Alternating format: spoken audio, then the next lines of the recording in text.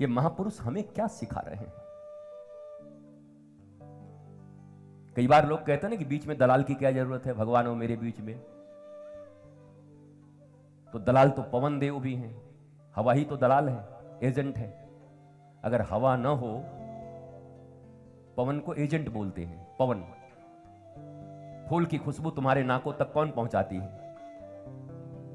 पवन ही तो, वो भी तो एजेंट है। तो तुम्हारी भाषा में वो भी दलाल है। ये भारतीयों को हो क्या गया है? ये ऊपर ऊपर जीना चाहते हैं। सत्य बोलने का साहस होना चाहिए।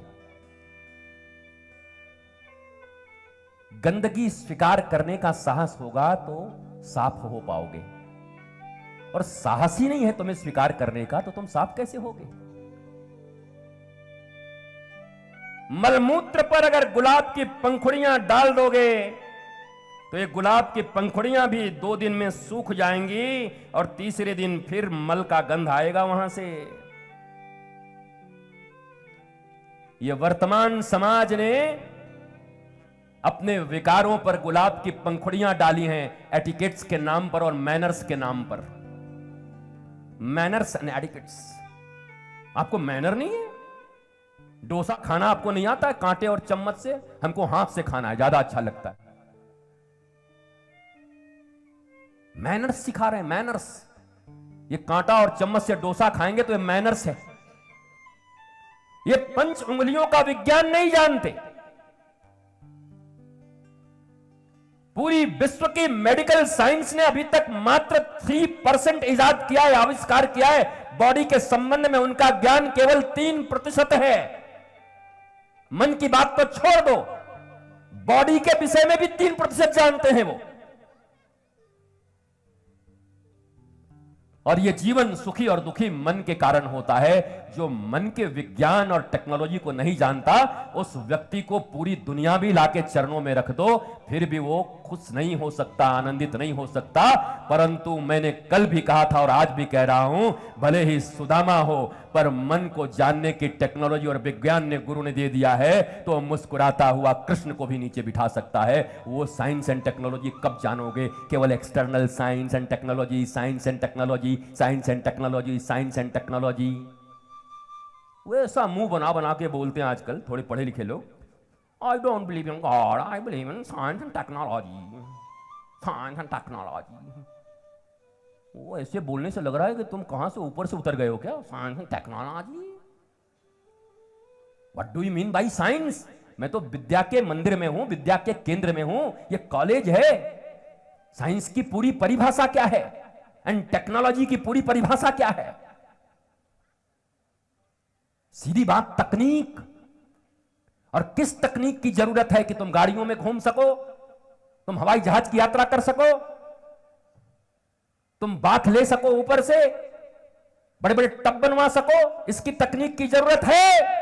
या इस तकनीक की जरूरत है कि मैं जिस भी अवस्था में रहूं मुस्कुराता रहूं, मन का तकनीक मुझे मालूम हो, धर्म का तकनीक मुझे मालूम हो? ये टेक्नोलॉजी क्यों नहीं है तुम्हारे पास? इस टेक्नोलॉजी के लिए क्यों नहीं वर्क कर रहे हो? इस टेक्नोलॉजी के लिए क्यों नहीं इन्वेस्टमेंट कर रहे हो? इस टेक्नोलॉजी के लिए कम से कम भारत देश में शोध के लिए क्यों नहीं विराट रूप से इन्वेस्टमेंट किए जा रहे हैं? क्योंकि हम ज्ञान के नाम पर ही विश्व गुरुता का दंभ भरते थे। एक्सटर्नल साइंस एंड टेक्नोलॉजी करो, मना नहीं है, पर बहुत वर्ष लगेंगे तुम्हें भी टॉप पर आने में, और आ भी नहीं पाओगे। अगर तुम्हारी आंतरिक विज्ञान और टेक्नोलॉजी, मन का विज्ञान, चित्त का विज्ञान, इंद्रियों का विज्ञान, अहंकार का विज्ञान, आत्मविज्ञान और इसकी तकनीक को अगर तुमने नहीं सीखा, तो बस सपने देखते रह जाओगे कि एक दिन भारत विश्व गुरु बनेगा। दिल बहलाने को ख्याल गालिब अच्छा है, बहलाते रहिए कि एक दिन विश्व गुरु बन जाएंगे। सनातन धर्म के 16 संस्कार होते। मैं गोंदिया के पंडाल में और जहां लाखों लोग देख रहे हैं उनसे पूछना चाहता हूं, क्या 16 संस्कार के नाम भी जानते हो? पालन करने की बात तो छोड़ दो। चिल्ला रहे हो सिर्फ सनातन सनातन सनातन सनातन सनातन। सनातन की क्या दुकान खोलोगे? Pin drop silence. सनातन के 16 संस्कार होते हैं जो सनातनियों को सबसे विश्व में ऊंचा बनाते हैं। सर्वे भवन्तु सुखिनः सर्वे सन्तु निरामयाः का मंत्र देते हैं। क्या उन 16 संस्कारों का तुम पालन करते हो? बड़ी मुश्किल से मर मरा के एक संस्कार सब जानते हैं, मजबूरी में होना है जिसमें तुम नहीं रहोगे। अंतिम संस्कार, पहला संस्कार क्या है? सनातन का नाम बताओ। दूसरा क्या है? तीसरा क्या है? चौथा क्या है? पांचवा क्या है? वैसे तो 40 से ऊपर संस्कार हैं, पर 16 संस्कार गृहस्थ जीवन के लिए उपयोगी है। पर क्या उन 16 संस्कारों को हमारे पढ़ाइयों में पढ़ाया गया? हमें उसका ज्ञान हुआ?